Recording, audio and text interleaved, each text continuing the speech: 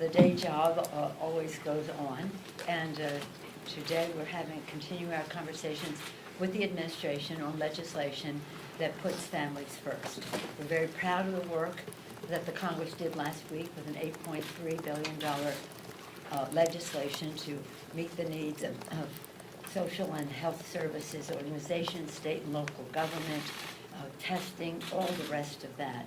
Testing, so very, very important so that we can have an idea of the size of the challenge, but also that we, first and foremost, that we can meet the needs of those who test positive.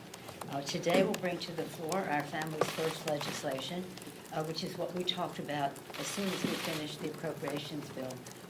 Listening to our constituents, listening to healthcare professionals, listening to governors, mayors, etc. Put the Families First legislation together. It has free coronavirus testing, by and large, for almost everyone in the country. We're having some discussion about that with the administration, and maybe some people they want to pay, but by and large, free corona testing so that everyone will be tested and no one will say, I can't afford it, so I can't. And that's not a good idea when it comes to public health. Paid emergency leave with 14 paid sick days, very essential as we deal with this challenge, that public health challenge that we have. Enhanced unemployment insurance, the first step that will extend protections to furloughed workers. Strengthened food security initiatives, very important.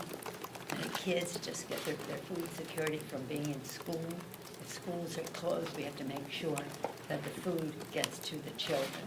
This food is already paid for and appropriated for. It's just a question of getting the food to the children, and that has some cost to it. We also have to get, that's the school lunch program, et cetera.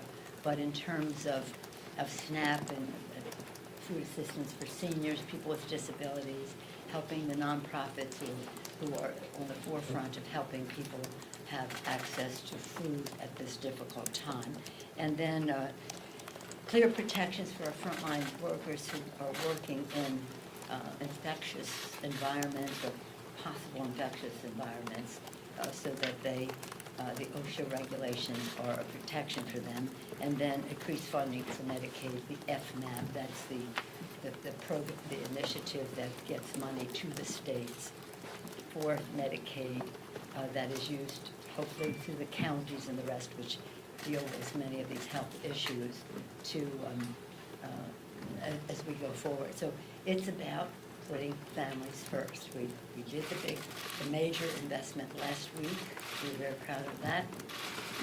Strongly bipartisan, already signed into law, Families First, and there will be other initiatives that we want to work with the administration on that may be necessary as we go forward.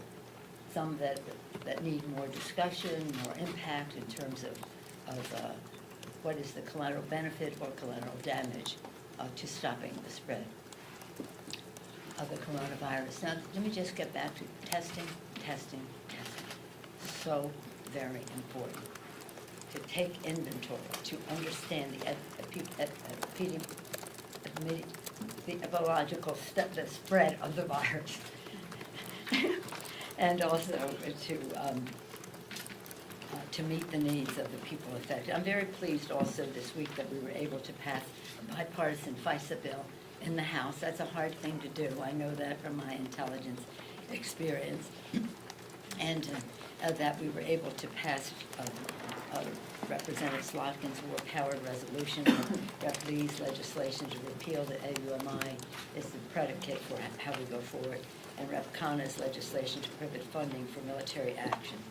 So as we go forward, I'm going to thank the members for the bipartisan legislation that was successful this week on the floor. In case you were going to ask, no, I don't think Bernie Sanders should get out of the race. I think I'm a grassroots person, a grassroots chair of the California Democratic Party. I know the enthusiasm of supporters for candidates, and they want to see it play out, for the ideas, the causes that the candidate advances, for the opportunity for people to show their support. I congratulate both of the candidates as they go into the debate on Sunday. Wish them both well, and I'm very pleased that we're getting a chance now in a narrower field to be able to come close to having a standard bearer for the party. But either one of them, who emerges, the other one is a standard bearer or point of view in our party that is very important. With that, please take In your opening statement, it sounded like you're open still to changing this bill, or at least tweaking it for some of the Republican and White House concerns. When you guys vote this afternoon, are you planning to release your members to go home, or will you keep Congress in session until there's a bill on the president's desk? Well, we have, whether we go home or not is more related to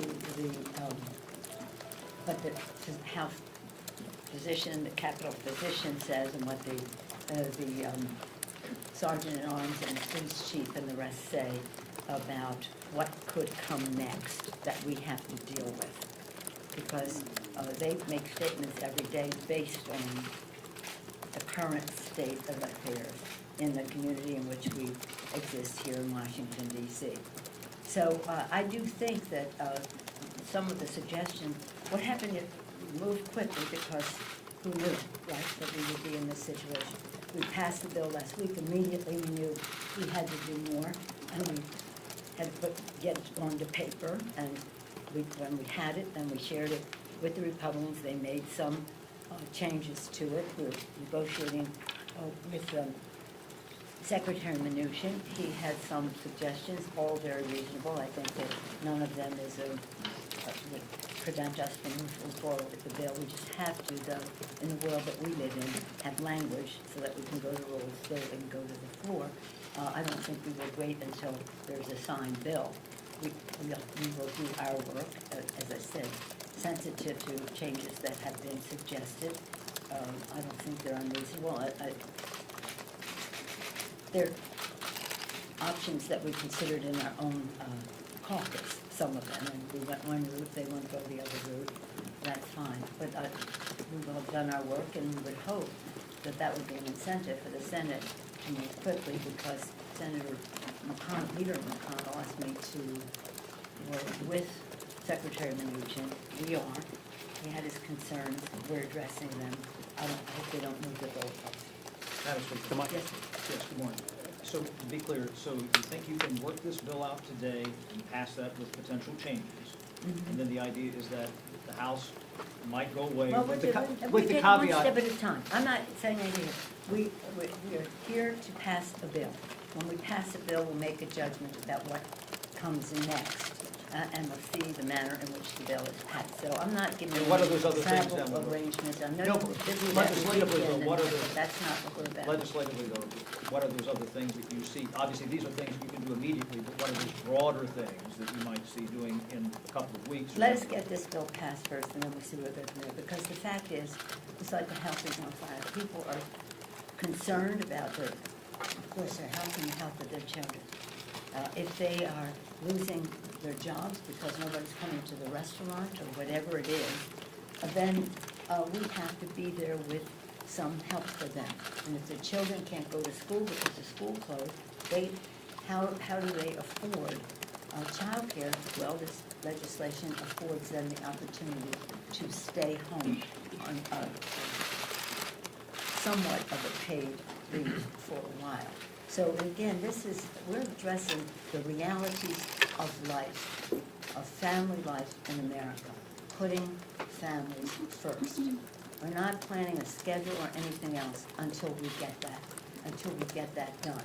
And again, we had in our bill last week the provisions for the Small Business Administration to provide loans to businesses that were under duress, whether they lost their market overseas or their supply chain overseas, whatever it happened to be.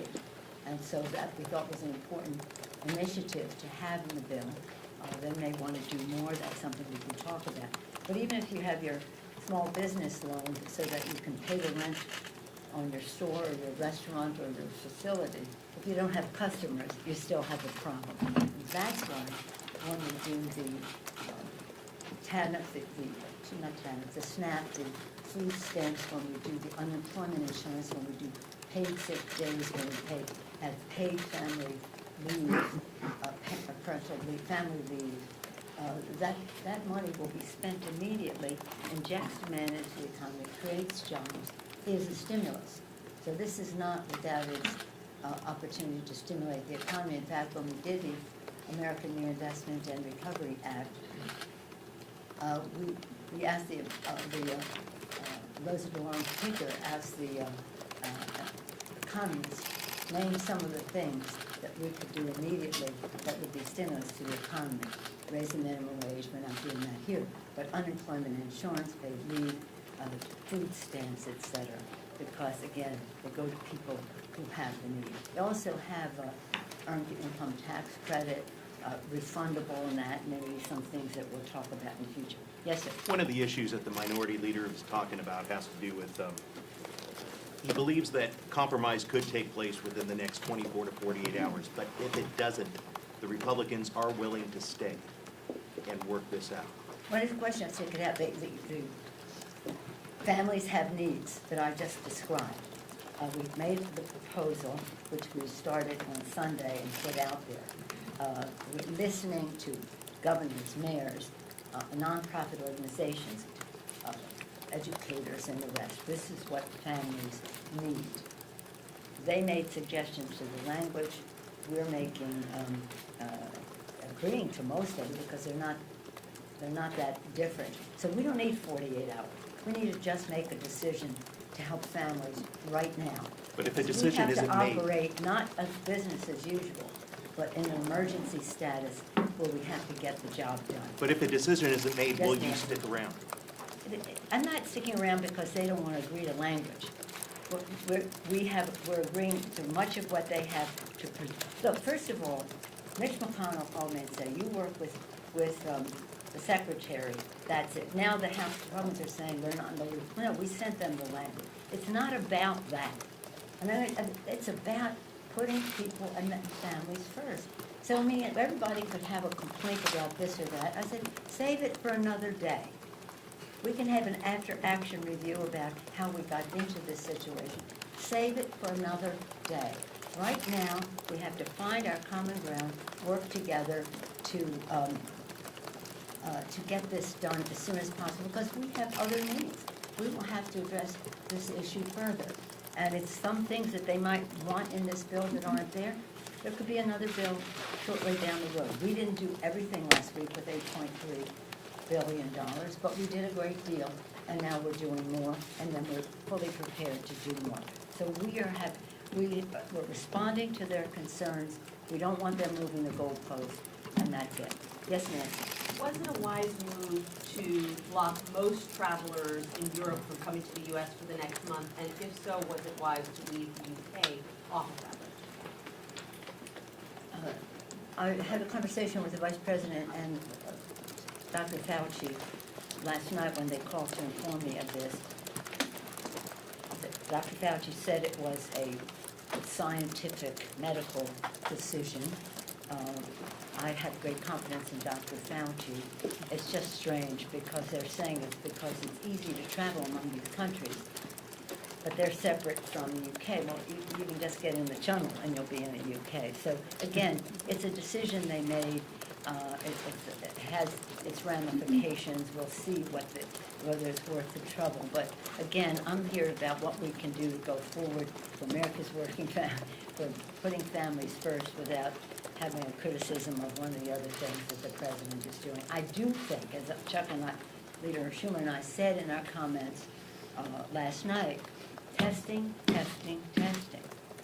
It's the only way you're going to learn about the epidemiology of how this is spread. I don't want to use that word because not everybody knows what it means. Yes, sir.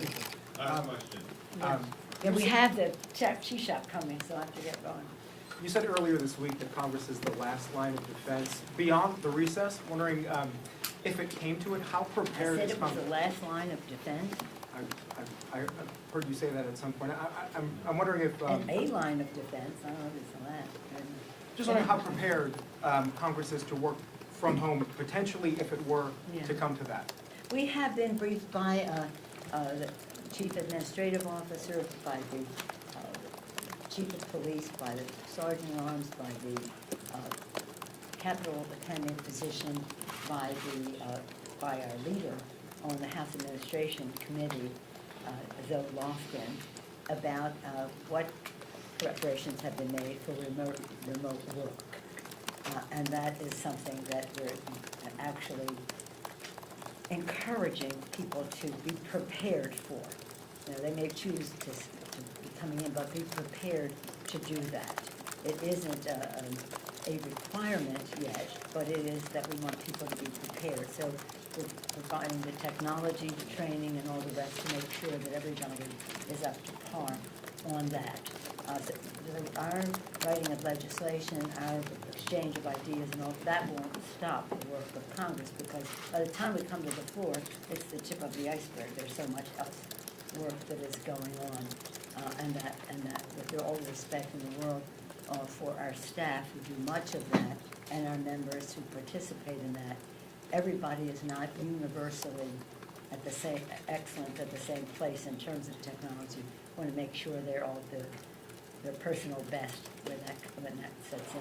So it's about, I hope that much of what we're doing is redundant and that we don't have to engage in some of this.